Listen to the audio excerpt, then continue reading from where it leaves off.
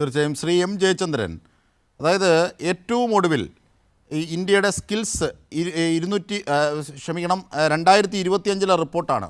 അതായത് all India council for technical education, confederation of Indian industry, association of Indian universities എന്നിവ ഉൾപ്പെടെയുള്ള വിവിധ ഏജൻസികളുമായി സഹകരിച്ചുള്ള ടാലൻറ്റ് അസസ്മെൻറ്റ് ഏജൻസി ആയ വിബോക്സ് പ്രസിദ്ധീകരിച്ച റിപ്പോർട്ടിലാണ് കേരളം തൊഴിൽ ക്ഷമതയിലും മുന്നിലാണ് എന്ന്. പ്രത്യേകിച്ച് സ്ത്രീ തൊഴിലാളികളായിട്ടുള്ളവർ ഏറ്റവും കൂടുതൽ രാജ്യത്ത് ജോലി ചെയ്യാൻ ഇഷ്ടപ്പെടുന്ന ഇടം കേരളമാണ് എന്നത്. അത് നമുക്കറിയാം.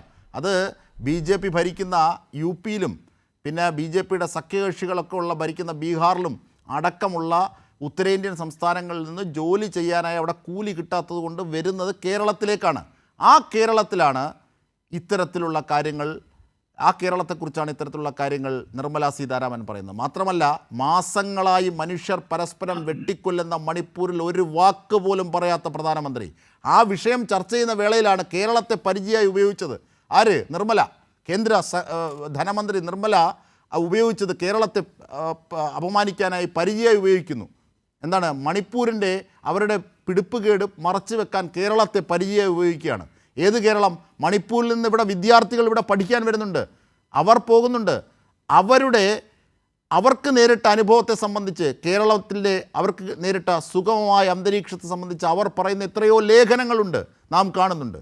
ഇങ്ങനെയൊക്കെയുള്ള ഒരു പശ്ചാത്തലത്തിലാണ് നിർമ്മലയുടെ വാക്കുകൾ നാം ചർച്ച ചെയ്യപ്പെടേണ്ടത്. ഒപ്പം ആശാവർക്കർമാരുടെ കാര്യത്തിൽ കേന്ദ്രം കാട്ടുന്ന നിരാസവും. ശ്രീ എം ജയചന്ദ്രൻ. അജിംഷാദെ, എൻ്റെ പ്രിയ സുഹൃത്ത് പാനലിസ്റ്റായിട്ടിരിക്കുന്ന ശ്രീ K. സോമൻ ഇവിടെ ഉണ്ട്. അദ്ദേഹത്തിന് മുമ്പിൽ വെച്ച് കേന്ദ്ര ധനമന്ത്രി നിർമ്മലാ സീതാരാമൻ കേരളത്തിനെ കുറിച്ച് കുറച്ചുകൂടെ തിരിച്ചറിവ് കാണിക്കേണ്ടതാണ് എന്ന് പറയേണ്ടി വരുന്ന ഖേദമുണ്ടെങ്കിലും പറയാതിരിക്കാൻ നിർവാഹമില്ല. കാരണം അവര് പാർലമെന്റിൽ പറഞ്ഞ ഈ നുണ എന്നേ കേരളം പൊളിച്ചെടുക്കിയതാണ് എന്നുള്ളതിൻ്റെ തെളിവ് അത് ഞാനൊന്ന് പറയാം, വേഗം മനസ്സിലാവാൻ വേണ്ടിയിട്ടാണ്. 11 വർഷം മുമ്പാണ്, 2014 മെയ് 1. അന്ന് ഇന്നത്തെ മുഖ്യമന്ത്രി CPIM-ന്റെ സംസ്ഥാന സെക്രട്ടറിയാണ്. അന്ന് അദ്ദേഹം ഒരു പരസ്യമായ ഒരു പ്രസ്താവന നടത്തി, ഒരു പ്രഖ്യാപനം നടത്തി. കേരളത്തിൽ CITU മെമ്പർമാരായിട്ടുള്ള ഒരാളും മേലിൽ നോക്കുകൂലി വാങ്ങാൻ പാടില്ല. അങ്ങനെ വാങ്ങുന്ന ഒരു സാഹചര്യം ഉണ്ടായാൽ അത്തരക്കാർക്കെതിരെ കർശനമായ നിലപാട് സംഘടനാപരമായി എടുക്കുകയും പോലീസ് നിയമപരമായ അക്കാര്യം ആവശ്യമായ നടപടികൾ സ്വീകരിക്കുകയും ചെയ്യണം. ഇത് പരസ്യമായിട്ടാണ് പിണറായി വിജയൻ പ്രഖ്യാപിച്ചത്. ഏതെങ്കിലും നേതാവ് അങ്ങനെ പ്രഖ്യാപനം അതിന് മുൻപോ പിൻപോ കേരളത്തിൽ നോക്കുകൂലിയുമായി ബന്ധപ്പെട്ട് നടത്തിയതായി എൻ്റെ അറിവിലും ഓർമ്മയിലും ഇല്ല. ഉണ്ടെങ്കിൽ പറയട്ടെ ശ്രീ K. സോമൻ. അതിനുശേഷം കേരളത്തിൽ നോക്കുകൂലി എന്ന ഒരു പ്രതിഭാസം, ഒരു പ്രവണത നിലനിൽക്കുന്നുണ്ടോ എന്നുള്ളതല്ലേ പരിശോധിക്കേണ്ടത്? ഇല്ല. പക്ഷേ എല്ലാ മേഖലകളിലും ഇതിൻ്റെതായ ഈ ദുഷിപ്പുകൾ അവശേഷിക്കുന്നുണ്ടാവും, നമുക്കറിയാം. അപ്പൊ അത് അത്തരത്തിലുള്ള ദുഷിപ്പുകൾ എവിടെയെങ്കിലൊക്കെ ഉണ്ടായിട്ടുണ്ടെങ്കിൽ അതാതിടങ്ങളിൽ അതാത് കാലത്ത് ഫലപ്രദമായി ഇടപെടാൻ CPIM-ഉം CITU അടക്കമുള്ള ബഹുജന സംഘടനകളും മുൻപോട്ട് വന്നിട്ടുണ്ട്. പല സ്ഥലങ്ങളിലും അത് തൊഴിൽ സമരങ്ങളിലേക്ക്, പോലീസ് ഇടപെടലിലേക്ക് പോയിട്ടുണ്ട്. അത്തരം കാര്യങ്ങളിലൊന്നും CPIM-ഓ CITU-ഓ ആ തൊഴിലാളികൾക്ക് വേണ്ടി, നോക്കൂലി വാങ്ങിച്ച ഒരാൾക്കും വേണ്ടി എവിടെയും ഇടപെടാൻ പോയിട്ടില്ല എന്നുള്ള കേരളത്തിന്റെ ചരിത്രവും അനുഭവവുമാണ്. അത് മുമ്പിൽ നിൽക്കുകയാണ് പാർലമെന്റിൽ ഇങ്ങനെ ഒരു കേന്ദ്ര ധനകാര്യ മന്ത്രി അവാസ്തവ പ്രസ്താവന. നുണയെന്ന് പറയാൻ മടിയുള്ളതുകൊണ്ടാണ്, ഭരണാധികാരിയല്ലേ, അവർ നുണ പറഞ്ഞു എന്ന് പറയാൻ എനിക്ക് മടിയുള്ളതുകൊണ്ടാണ് ഞാൻ ആ പദം പ്രയോഗിക്കാത്തത്. അപ്പൊ അത്തരം ഒരു അവാസ്തവ പ്രസ്താവന അവർ നടത്തുന്നത് എന്താണ് അവരെ അതിനെ പ്രേരിപ്പിക്കുന്നത്? മറ്റൊന്നുമല്ല, കേരളത്തിൽ നിന്ന് അവരുടെ സംഘടനയിലെ ആൾക്കാർ അവർക്ക് നൽകുന്ന ഫീഡ്ബാക്സ് ആണ് അവരെ അതിന് പ്രേരിപ്പിക്കുന്നത്. ശ്രീ എം ജയചന്ദ്രൻ, നോക്കൂ, ഇവിടെ നോക്കുകൂലിയുടെ കാര്യം പറയുന്നു. നോക്കുകൂലി എന്നത് കേരളം തുടച്ചു മാറ്റിയതാണ്. ഒറ്റപ്പെട്ട നിലയിൽ ആക്രമവും ദൂഷിപ്പും ജീർണതയും ഒക്കെ ഉള്ളതുപോലെ എവിടെയെങ്കിലും ഉണ്ടെങ്കിൽ തന്നെ അതിനെതിരെ ഇവിടുത്തെ മുഴുവൻ പാർട്ടികളും ഇവിടുത്തെ മുഴുവൻ സംവിധാനങ്ങളും സർക്കാരും ഒക്കെ നിൽക്കുന്നു. അതിൻ്റെ കാര്യമാണ് താങ്കൾ നേരത്തെ പറഞ്ഞത്. പിണറായി വിജയൻ പറഞ്ഞ കാര്യം, നോക്കുകൂലി എന്നത് നിരോധിക്കപ്പെടേണ്ട ഒന്നാണ്, ഒരു കാരണവശാലും ഒരു തൊഴിലാളി നോക്കുകൂലി വാങ്ങാൻ പാടില്ല എന്നുള്ള ഒരു പ്രഖ്യാപനം നടത്തിയത്. അതിനുശേഷം പ്രത്യേകിച്ചും ഒറ്റപ്പെട്ട നിലയിലേ ഉള്ളൂ. ഇത് ഏത് കാര്യത്തിനാണ് നിർമ്മലാ സീതാരാമൻ പറയുന്നത് ഈ നോക്കുകൂലിയുടെ കാര്യം? അതായത് കലാപത്തിൽ മനുഷ്യർ മാസങ്ങളോളം മരിച്ചൊടുങ്ങിയ മണിപ്പൂരിൻ്റെ ചർച്ചയിലാണ് കമ്മ്യൂണിസ്റ്റ് പാർട്ടി ഭരിക്കുന്നതുകൊണ്ടാണ് കേരളവും ബംഗാളും ഒക്കെ തകർന്നത് എന്ന തലത്തിലേക്ക് എടുത്തിടുകയാണ്. അപ്പോഴാണ് കേരളത്തെക്കുറിച്ച് പറയുന്നത് നോക്കുകൂലി കാരണം അവിടെ തൊഴിലില്ലെന്ന്. തൊഴിൽ ക്ഷമതയിൽ ഒന്നാമത് നിൽക്കുന്ന രാജ്യത്തെ സംസ്ഥാനമാണിത്. ആന്ധ്ര മുഖ്യമന്ത്രി പോലും പറഞ്ഞു, ആന്ധ്ര മുഖ്യമന്ത്രി പോലും ഏറ്റവും പുതിയതായി പറഞ്ഞില്ലേ ഈസ് ഓഫ് ഡൂയിങ് ബിസിനസ്സുമായി ബന്ധപ്പെട്ട കാര്യങ്ങൾ, സ്റ്റാർട്ടപ്പുകളുടെ കാര്യത്തിൽ അവർക്ക് അസൂയാണ് കേരളത്തോടെന്ന് പരസ്യമായി അദ്ദേഹം പറഞ്ഞില്ലേ മുഖ്യമന്ത്രി, ആന്ധ്ര മുഖ്യമന്ത്രി നായിഡു. അല്ല, അജിംഷാദ് തന്നെ ഇപ്പൊ ചൂണ്ടിക്കാണിച്ചല്ലോ ഈ സ്ത്രീ തൊഴിലിലെ വേതനത്തിലും ഉള്ള മാറ്റം. അത് ഇന്ത്യ സ്കിൽസ് റിപ്പോർട്ടില് വളരെ സുവ്യക്തമായി വരച്ചു കാണിക്കുന്നത്. ഇന്ത്യ സ്കിൽസ് റിപ്പോർട്ട് 2024 അതിൽ വ്യക്തമായി ഡിസംബറിൽ വന്ന കണക്കാണ് ഞാൻ പറഞ്ഞത്. ഏറ്റവും കൂടുതൽ ഡിസംബറിൽ അതിൽ വന്ന കണക്കിൽ വ്യക്തമായി പറയുന്നുണ്ട്. അത് ഇന്ത്യയിലെ എല്ലാ സംസ്ഥാനങ്ങളിലെയും വേതനമായി താരതമ്യപ്പെടുത്തുന്നുണ്ട്. പിന്നെ ഈ മറ്റൊരു കാര്യം, രസകരമായ മറ്റൊരു കാര്യം, പിന്നെ ഈ രസകരമല്ല, അത് നീറുന്നൊരു കാര്യമാണ്.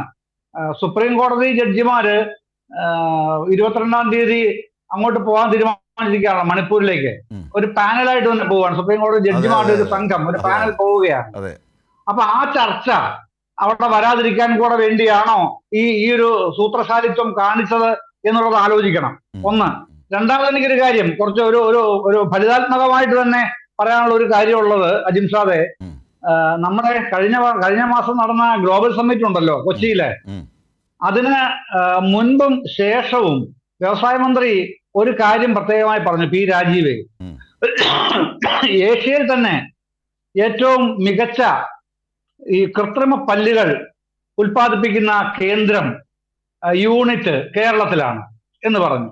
ഞാനിതിവിടെ സൂചിപ്പിക്കാൻ കാര്യം, പ്രിയപ്പെട്ട ശ്രീ കെ സോമൻ, ഞാൻ ഒരു ഫലിതമായിരിക്കാമെന്ന് വിചാരിക്കുന്നു. ഞാനൊരു വിവരം കേട്ടിട്ടുണ്ട്, അവരുടേത് പിന്നെ കൃത്രിമ പല്ലുകളാണെന്ന്. അതുകൊണ്ടാണ് ഞാൻ പറഞ്ഞത് ഏറ്റവും മികച്ച തൊഴിലന്തരീക്ഷം കേരളത്തിലുണ്ട് എന്ന് സമർത്ഥിക്കാൻ കൂടെ വേണ്ടിയിട്ടാണ് ഈ ഒരു ഉദാഹരണം കൂടെ ഞാൻ എടുത്തു പറഞ്ഞത്. ഇത് അന്താരാഷ്ട്ര തലത്തിലുള്ള മികച്ച ഒരു സ്ഥാപനം തന്നെ നമുക്കുണ്ട് എന്ന് വ്യവസായ മന്ത്രി തന്നെ ഈ ഗ്ലോബൽ സമ്മിറ്റിന് മുൻപും ശേഷവും ഇവിടെ പറയുകയുണ്ടായി. അത്തരമൊരു കേരളത്തിലെയാണ് നശിച്ച് നാശകോടാലിയായി കിടക്കുന്ന കേരളം എന്ന നിലയ്ക്ക് ശാപവാക്കുകളോടെ ധനമന്ത്രി അവിടെ ഉച്ചരിച്ച് പോയത്. അതാണ് അതിനെ സംബന്ധിച്ച് നമുക്ക് പെട്ടെന്ന് തോന്നുന്ന ഒരു കോയിൻസൈഡ് ഇത് പറയാൻ പറ്റുന്ന എനിക്ക് പെട്ടെന്ന് അതായിരുന്നതുകൊണ്ടാണ് ഞാനത് പറയുന്നത്. ഞാൻ അങ്ങനെ കേട്ടിട്ടുണ്ട് കേട്ടോ ശ്രീ കെ സോമൻ. അത് ശരിയാണോ അല്ലയോ എനിക്ക് നല്ല തിട്ടമില്ലെങ്കിലും ആ ധാരണയിലാണ് ഞാൻ അത് പറഞ്ഞത്. മറ്റൊന്ന് അജിംഷാദ് ചോദിച്ചതിനെ കുറിച്ച് പറയുകയാണെന്നുണ്ടെങ്കിൽ പിന്നെ ഇവരുടെ പ്രശ്നം, ആശമാരുടെ പ്രശ്നം, ഒരു പ്രധാനപ്പെട്ട കാര്യമുണ്ട് പറയാൻ അജിംഷാദ്. ഇവർ ജോലി ചെയ്യുന്നത്, മുഴുവൻ ആശമാരും ജോലി ചെയ്യുന്നത് ജൂനിയർ പബ്ലിക് ഹെൽത്ത് നേഴ്സ് എന്ന JPHന്റെ കീഴിലാണ്. ഇവരുടെ പ്രവൃത്തി സമയം ഇവർ ചെലവഴിക്കുന്നതും ഇവരെ സംബന്ധിച്ചുള്ള റിപ്പോർട്ടുകൾ മറ്റവർക്ക് കൊടുക്കേണ്ടതും JPHന്മാരുടെ കീഴിലാണ്. ഞാൻ ഉത്തരവാദിത്തോടെ ഈ ചർച്ചയിൽ പറയുകയാണ്, എല്ലാ ആശമാരും ഒരു മാസം ജോലി എടുക്കുന്നത് എത്ര ദിവസമാണെന്ന് അറിയാമോ? ഈ ഫീൽഡിൽ ഉത്തരവാദിത്തോടെ ഞാൻ പറയുകയാണ്, കൃത്യമായിട്ട് അറിഞ്ഞ് അന്വേഷിച്ചതിന് ശേഷവും പറയുകയാണ്, 11 ദിവസമാണ് ഒരാശ ജോലി ചെയ്യുന്നത്. 11 ദിവസമാണ്.